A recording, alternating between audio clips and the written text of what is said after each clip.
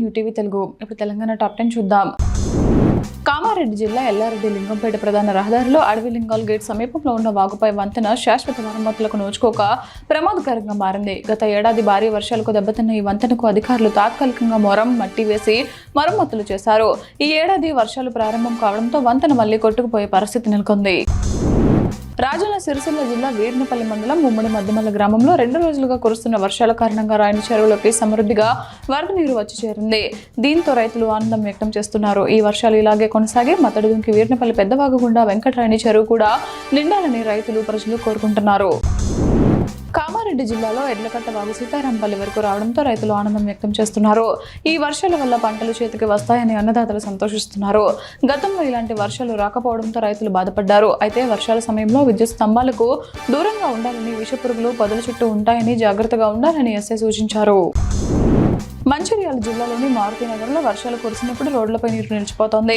కాలువల పూడిక పేరుకుపోవడం వల్ల మురుగునీరు సక్రమంగా వెళ్లక దోమలు పెరిగి అనారోగ్య సమస్యలు వస్తున్నాయని స్థానికులు ఆరోపిస్తున్నారు. నీరు నిలిచే చోట కొత్త పైప్లైన్లు వేయాలని, చెత్త చెదారం తొలగించి నీటి ప్రవాహం సజావుగా సాగేలా చూడాలని వారు కోరుతున్నారు. నీటితో నిండిన దారుల వల్ల పిల్లలు బడికి వెళ్లలేకపోతున్నారని, ఈ సమస్యను మున్సిపల్ కార్పొరేషన్ పరిశీలించాలని విజ్ఞప్తి చేస్తున్నారు. రాజన్న సిరిసిల్ల జిల్లా సిరిసిల్లలోని వీర్నపల్లి మండలం గర్జనపల్లి గ్రామంలో గత 2 రోజులుగా కురుస్తున్న భారీ వర్షాల కారణంగా మూలవాగు ఉప్పొంగి ప్రవహిస్తోంది. వాగులోకి భారీగా వరద నీరు చేరడంతో సమీప పంట పొలాలకు నీటి కొరత తీరుతుందని స్థానిక రైతులు సంతోషం వ్యక్తం చేస్తున్నారు. ఈ ఏడాది పంట దిగుబడులు మెరుగ్గా ఉంటాయని వారు విశ్వసిస్తున్నారు. పొగాకు రైతుల న్యాయ పోరాటానికి పోలీసు ఆంక్షలు విధించారు. నేడు రాష్ట్ర రైతు సంక్షేమం ఆధ్వర్యంలో ఆందోళనకు పిలుపునిచ్చారు. కనీస గిట్టుబాటు ధర కల్పించలేని పరిస్థితిపై ఆవేదన వ్యక్తం చేశారు. జాతీయ రహదారులను నిర్బంధించి తమ ఆవేదనను పొగాకు రైతులు వ్యక్తపరిచే ప్రయత్నంలో ఉన్నారు. నెల్లూరు జిల్లాలో ఆత్మకూరు, డీసీపల్లి పొగాకు గోడం వద్ద భారీగా పోలీసులు మోహరించారు. నిజామాబాద్ జిల్లా దర్పల్లి మండల కేంద్రంలోని దత్తాత్రేయ ఆశ్రమంలో గురు పౌర్ణమి వేడుకలు అంగరంగ వైభవంగా నిర్వహించారు. ఈ సందర్భంగా ఆశ్రమంలో ప్రత్యేక పూజలు, గురు పూజ, ఆరాధన, భజనలు, యజ్ఞం, హారతులు భక్తి శ్రద్ధలతో నిర్వహించారు. అనంతరం భక్తులకు తీర్థ ప్రసాదాలు, అన్నదాన సత్రం కార్యక్రమం ఏర్పాటు చేశారు. వివిధ గ్రామాల నుంచి పెద్ద సంఖ్యలో భక్తులు హాజరై గురుదేవుల ఆశీస్సులు పొందాలని అన్నారు.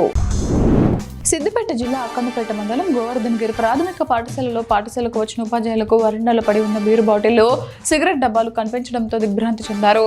రాత్రి వేళలో కొందరు మందుబాబులు పాఠశాల ఆవరణలోకి ప్రవేశించి మద్యం సేవించి ఖాళీ బాటిళ్లు, సిగరెట్లు డబ్బాలను అక్కడ వదిలి వెళ్లినట్లు ఉపాధ్యాయులు తెలిపారు. ఆసిఫాబాద్ మున్సిపల్ 1వ వార్డు జనకాపూర్ ఎంపీపీఎస్ ప్రభుత్వ పాఠశాల పక్కన ఉన్న పురాతన భవనం చెత్తతో నిండిపోయిందని, దీనివల్ల పిల్లల ఆరోగ్యానికి ముప్పు వాటిల్లుతోందని పొన్నాల నారాయణ ఆరోపించారు. ఈ భవనాన్ని శుభ్రం చేసి 2 తరగతి గదులు నిర్మించాలని ఆయన అధికారులను కోరారు. గతంలో పలుమార్లు ఫిర్యాదు చేసినా స్పందన లేదని ఆయన తెలిపారు. చిన్నపిల్లల ప్రాణాలను కాపాడాలని ఆయన డిమాండ్ చేశారు. జోగులాంబ గద్వాల్ జిల్లా కొత్తపల్లి గ్రామానికి చెందిన ఇంటర్ విద్యార్థి తరుణ్ ఆత్మహత్య ఘటనపై ఉద్రిక్తత నెలకొంది. విద్యార్థి ఆత్మహత్యకు కారణమైన కాంట్రాక్ట్ లెక్చరర్ పై వెంటనే కేసు నమోదు చేసి రిమాండ్కు తరలించాలని, అలాగే తరుణ్ కుటుంబాన్ని ప్రభుత్వం తక్షణమే ఆర్థికంగా ఆదుకోవాలని డిమాండ్ చేస్తూ కుటుంబ సభ్యులు, విద్యార్థి సంఘాల నాయకులు గద్వాల్ ప్రభుత్వ జనరల్ ఆసుపత్రి ముందు ధర్నాకు దిగారు. ఈ ఘటనపై సమగ్ర విచారణ జరిపి బాధ్యులపై కఠిన చర్యలు తీసుకోవాలని వారు డిమాండ్ చేశారు.